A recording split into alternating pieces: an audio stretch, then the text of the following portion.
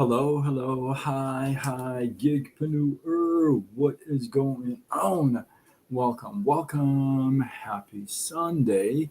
In hopes that you squeezed more out of your day than the day squeezed out of you.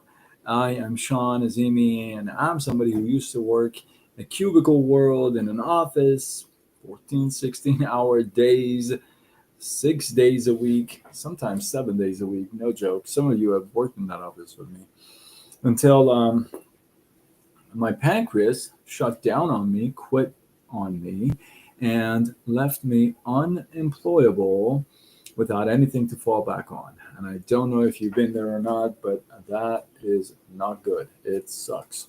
And so I now help folks to start a side gig online, use social media to grow it. If that is you, if that resonates with you, drop the word me in the comments. And I got you. I'll get back with you after this live. Let's go. What's going on, folks? I got a good one tonight for you since it's Sunday. Some of you have gone to church now, or maybe tuned in to a stream, and I think this is a good one. I I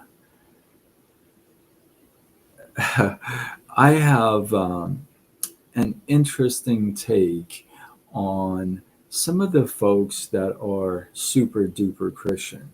Okay, and some of you may. I'm trying to be really super nice in the beginning. Um, some of you may not like this, but stick around. Stay with me. I promise. I promise. Hang on. So I have an interesting thought about folks that are super duper Christian or religious of any type, and but I'm focusing on Christianity, right? Super Christians, and they walk around talking in tongue and praise Lord here, praise Lord there, and every other word is God and Jesus and the Lord, every other word. Like it's almost like Jim Rohn used to say, if you do know who Jim Rohn is, drop a one in the comments. If you don't, he probably is considered to be the godfather of personal development. He made things so simple. And one of the things he used to say is that you you you can't be um, too godly that you're no earthly good. He said, some people are so godly that they're no earthly good. I didn't understand what that really meant because I figured, wow, that's kind of weird, right? You want to be godly, you want to show out there, you want to be out there and kind of speak the truth, speak your faith, and bring people closer to God through you, right? You want that. So, how else would you do it? Well, here's my thought on that for you today, as I have grown and matured in my life. It's just not my spiritual life, but in just life in general. But one thing I'll share with you is this: if you were to go to church, who are some of them? Who are the most of the people that go to church? I know you may think, what? Most people who go to church, most, are Christians. Notice I didn't say all, because church is one of the very rare places, I don't know of any other place really of this much, that also people who are not Christian go to it. Go figure. I don't know why, but they do. They go there maybe because they were, made to go by their spouse, or they really just want to go. There was a time I used to go to church and I was not a Christian. I went to Calvary Chapel probably, I think, I was talking to a friend the other day, 8, 9, 10 months, something like that, almost a year, and had a Bible, would read it, didn't convert, right? So most of the people that go to church are Christians. They walk in with their Bibles, or nowadays with their phone. They got that thing going on, the apps. And so you can tell somebody's going to church. Maybe they dress a little nicer, hopefully for Sunday, and they're going to church. And you can tell somebody's going to church about the time they get out of their house, you know, right? And so most of the people that would interact with those folks are other people who go to church, right? I mean, you can interact with somebody who goes to church and you don't so many times. Hey, neighbor, how you doing? You're going to church? Yeah, have a good day. That kind of thing, right?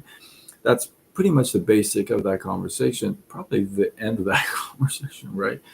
So most of the people that go to church or say hi and are attracted to you are probably Christians as well.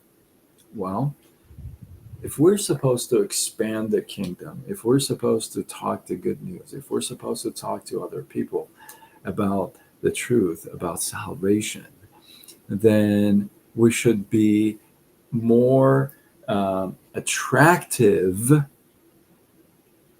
to people so that they are attracted to communicating with us. See, if somebody is an alcoholic, if I go up to them with a badge and all kinds of stuff all over me, they're probably not going to be talking to me much.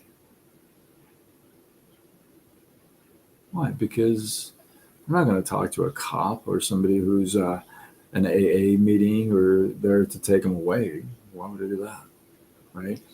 So sometimes when we are so godly and we speak it out loud, every other word, this and that, we miss the opportunity to attract people who don't know anything about God and are even maybe mad at God, maybe church hurt, maybe Christian hurt, right?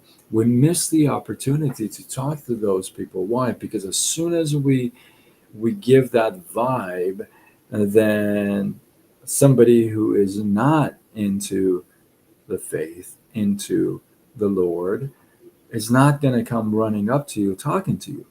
But if you don't reek like that, then you have a much higher probability to be able to speak to somebody, be a great example of a Christian in that moment of encounter, to where you can actually start to kind of plant some seeds, right? And I think that's a major, major thing. I know we get all excited and fired up and stuff, but we don't expand the kingdom that way, because the only people we attract to ourselves are other Christians, right? So if we actually live the life of a model example of a human, right? Hey, Jim, how are you, my man? God bless you as well.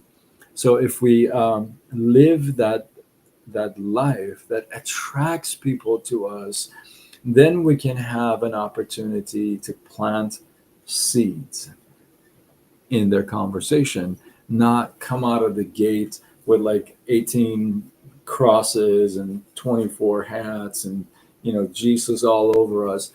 That's not going to attract the lost and confused. That's not how you expand the kingdom. You're only going to attract other Christians with 18 crosses and 24 hats, and right. So sometimes it's best to maybe tone down a little bit. Tone down. Jesus, God, Jesus.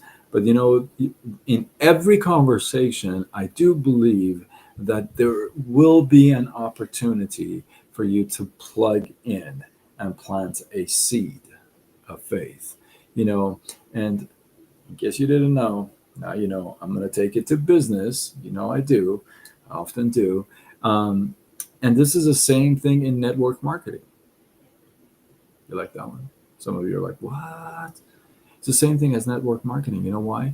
Because we're so excited about our product or opportunity that the moment we see somebody, we just start vomiting all over them, like network marketing terms and terminology and tactics and all these comebacks, right?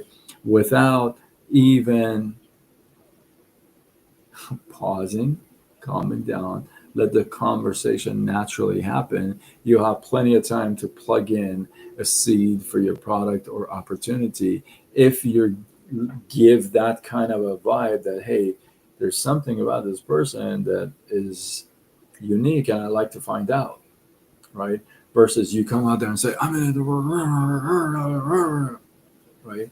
So it's a lot like faith, where you don't want to come out of the gate with all like, you know, neon lights and fireworks and all that stuff. Sometimes being humble is going to get you a lot further than being loud, right? So, with that, hopefully, you guys got some love, some inspiration, some value. I appreciate. Aunt Kitty, what? I just saw you here. What? Are you still here? Aunt Kitty, what's up? So, with that, if you feel like there is this is worthy of sharing, somebody who needs to hear this. Hey, hey, somebody who needs to hear this. I know you do. Just tag them to this, share it. Don't be stingy with my lives. And yeah, with that, if you're not following me, you can follow me on all platforms: Facebook, Instagram, TikTok, YouTube, X, LinkedIn, Threads. I mean, everywhere. I go with Side Gig Sean. With that, I am Sean Azimi, and I'm somebody who used to work in an office 14, 16-hour days, 6 days a week, a lot of times 7 days a week, until my pancreas quit on me, left me unemployable with nothing to fall back on. I mean, nothing to fall back on. And that really sucked. And hopefully you don't resonate with that. But if you do, it sucked. And so now I help folks to start a side gig online and grow it using social media. If that resonates with you, drop the word me in the comments. I got you. I'll get back with you after this live. With that, doing okay. Let's talk for sure. Aunt Kitty, I'm doing okay. We do what we do. Grateful, blessed, and highly favored. With that, I am signing off until tomorrow, when we do it all over again.